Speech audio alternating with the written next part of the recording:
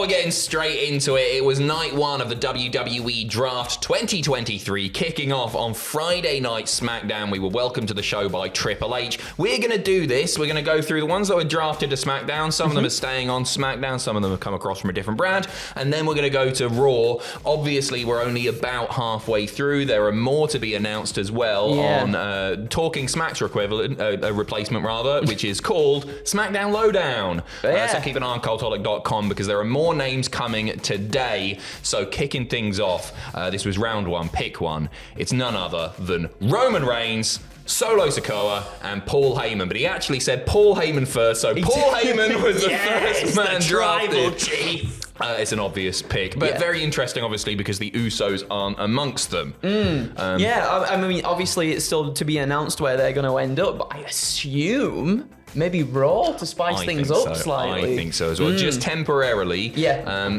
Obviously, Roman Reigns isn't going to be a happy bunny after last night, the Usos failing to recapture the tag gold.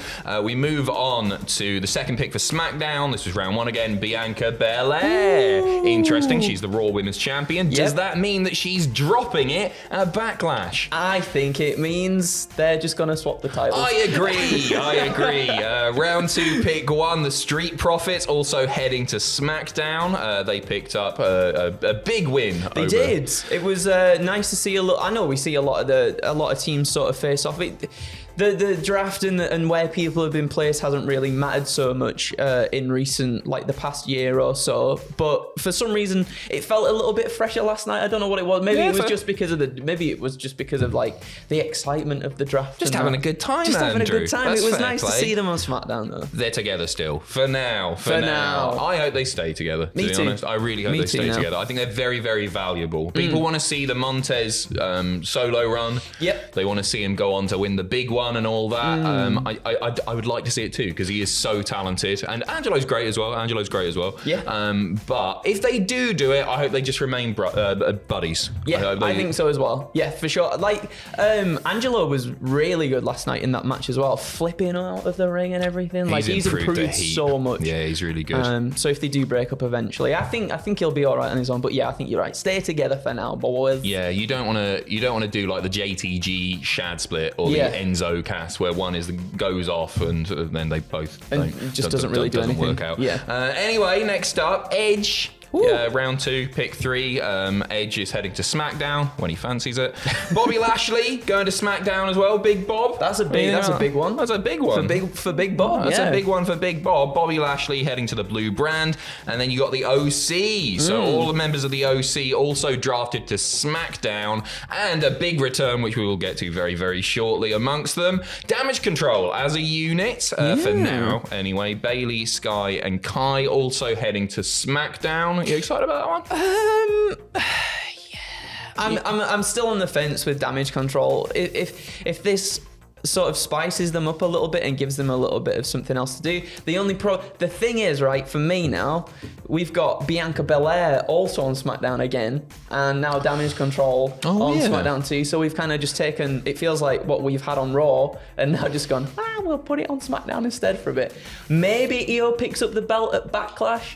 Maybe. I would like to see something there where it gives Damage Control a little bit of substance and maybe we start pulling the threads on that. And then Bayley gets jealous of EO because EO's the world champ. Yeah, I don't see them sticking around for too long as a unit for too long. I think I really do think that Kai and Sky should be women's tag team champions in the very near future, and then Bayley goes after either successfully or unsuccessfully the world title. But we'll see. We'll see. NXT is in tatters, specifically as women's division, as the final draft pick for SmackDown last night was Alba Fire and Isla Dawn. They're still the champions right now. Yeah. They were immediately confronted by Katana Chance and Caden Carter. It's been announced that we're going to get a match between the two teams on next week's NXT. Yep. How do you see that playing out? Do you think they're just going to drop the titles to them? Bit predictable, isn't it, Andrew? Well, that's the thing. It is a little bit predictable. So maybe they do something to sort of catch us off guard a little bit. This is it. I think that's a red herring. Yeah. Do you think? I do. I can't decide. I don't know. We'll see on NXT and everything. I think that's a red herring. Yeah. It's too obvious. I actually do think there is a chance that they might unify the NXT and main roster women's titles. Think they might do as well. Does NXT have the depth for those women's tag team titles? And that's the thing. I'm not too sure if it does. I feel like if you do merge the titles, could you then have floating championships where like the women's tag team division can go between each brand and be defended there? It's a little bit better because then you've at least got a fleshed out, because there's more, isn't there? If you know what I mean. Yep. Rather than just being on one brand, you've got a select few teams. On another brand, you've got a select few teams. And it's not really fleshed out unless it's all together, if that makes sense. But then poses the question, does the draft even matter at that point? Yeah, I like a hard brand split. Yeah, me personally. too. Me too. Personally, I want to see brand exclusive pay-per-views again. We are heading over to Raw now. Drafted to Raw, Cody Rhodes, the second pick of round 1. So Cody sticking around on Raw. Will he set his sights on the World Heavyweight title? He shouldn't, because that's not the one he wants. Round 1 again, pick 4. The last pick of round 1 was Becky Lynch, the man on Raw. Really great one next. This is the first, this is the 6th pick of the night. Yep. Imperium. So your IC champion is heading over with his buddies to Monday Night Raw. Yeah. Love it. I'm really happy with that. How does that affect the US title, do you reckon? I think the US title then goes over to SmackDown. For sure. I believe so, yeah. Do you reckon Theory holds on to it and heads to SmackDown? Do you reckon Bronson Reed picks it up? Bobby Lashley is now on SmackDown. He is now on SmackDown. I'd like to see Bronson Reed with it, personally. Would you really? I actually really would, yeah. I think at first, not many people were really... It didn't seem like the crowd was very behind him when he came up to Raw on the main roster. And then I think recently, the stuff that he's done with Bobby Lashley has helped him quite a bit with the crowd. Agreed. Yeah, so go on, Bronson. Go on, Bronson. Austin's going to retain, by the way. Matt Riddle, Raw. Yes. Lovely stuff. Drew McIntyre. A bit of a fall from grace here, it must be said, for Drew, who was the second pick of round 3. I think... But we don't know what's up with Drew, do we? We don't know what's up with Drew. I think you've got very good potential there to have a Cody Rhodes and Drew McIntyre feud. Healy Drew. I think that would do wonders for Drew, and I'd love to see that as well, personally. Yeah, I'm up for that. Yeah, definitely. The Miz is also going to be on Raw. Shinsuke Nakamura, his vignettes have obviously been playing out on SmackDown. He's got a match next week. We'll get to that shortly. But Shinsuke Nakamura, a reinvented Shinsuke Nakamura. Yeah. I love the vignettes. I think they're doing a really, really good job with him, and I hope they do a good job with him on Monday Night Raw.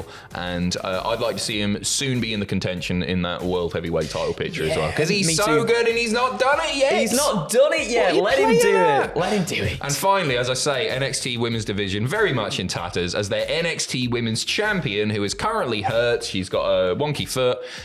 Indy Hartwell as well has been drafted to Raw. She's been main roster ready for a while, but the timing is very curious considering that she has just hurt herself. We don't know how long she's going to be out of action. We send our best. We absolutely send our best, and I mean, this definitely makes up for the drop sandwich as well. Yes, it I'm does. very happy that they've gone, she dropped a sandwich, let's call her up to the main roster. Indeed, it all paid off. You deserve it. It was a work. That sandwich was a work. She did a backstage politic and I got no time for it. One name that we mentioned there is the OC, the collective, and AJ Styles, obviously, we've not seen for quite some time. He suffered a broken ankle back in December. He's back. He's better than ever. And he absolutely, alongside his mates, battered the Viking Raiders and Valhalla. Hit a phenomenal forearm. Yep. He hasn't changed a bit. There's literally, he just looks like AJ Styles. I know it's only December and everything. There's no new image or anything. He's just got the soccer mum haircut, and it's great to see AJ back. He is so good. He is so good. It's gonna. I really hope this then leads to something that I think a lot of people have wanted, and I've seen a lot of people talk about on the old interwebs as well. Is finally, if Roman Reigns is now definitively on SmackDown, if AJ Styles is now definitively on SmackDown, them two having a feud together for the It's a nice little stopgap feud, isn't it? Yes. It is for Roman, where he can just have a really, really good match with one of the best to ever lace up a pair of boots. Absolutely. Multiple cameos during SmackDown. Don't read too much into these. It doesn't mean anybody's returning. Doing the draft picks, they had some legends. Yes. Each time. So Triple H did the first round. And then out comes Rob Van Dam and his longtime partner Michael P.S. Hayes to do the second round.